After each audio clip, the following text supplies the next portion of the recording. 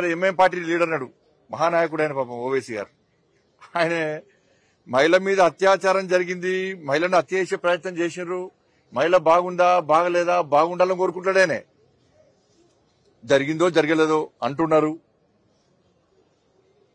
కాబట్టి ఆడ షాపులు దగ్గరమైనట, ఫర్నిచర్ దగ్గరమైనట పీకుడానికి. ఇక్కడ మహిళ మీద అత్యాచారం జరిగే విషయం మాట్లాడుతున్నాడేనే. షాపుల మీద దాడులు చేస్తున్న కండిషన్ తీసుకోవాలన్నట.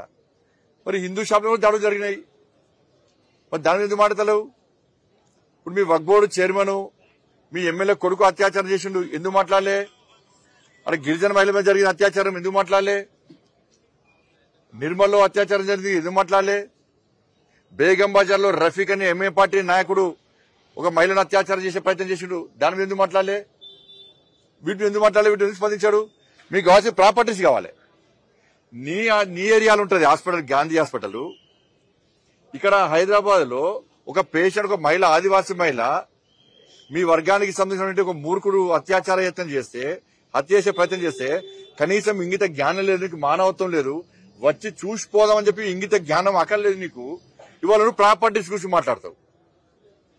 నీ ప్రాపర్టీస్, మనుషుల ప్రాణాలు ముఖ్యం కాదు, మీ వాళ్ళ ప్రాపర్టీస్ ముఖ్యం. కాబట్టి వాని మీద, వారిని సహకరించే వ్యక్తుల మీద కఠిన చర్యలు తీసుకోవాలి. ఎంఐఎం పార్టీ నాయకుడు ఇప్పటికైనా బుద్ధి మార్చుకోవాలి, మానవత్వంతో వివరించాలి, రాక్షసంగా వివరించద్దు. నీకు ఇంతవరకు మీ పార్టీ నాయకులు మీ వాళ్ళు చేసిన అత్యాచారాల మీద మాట్లాడు. ఫస్ట్ వచ్చి ఒక్కసారి వచ్చి ఆ మహిళను చూసిపో.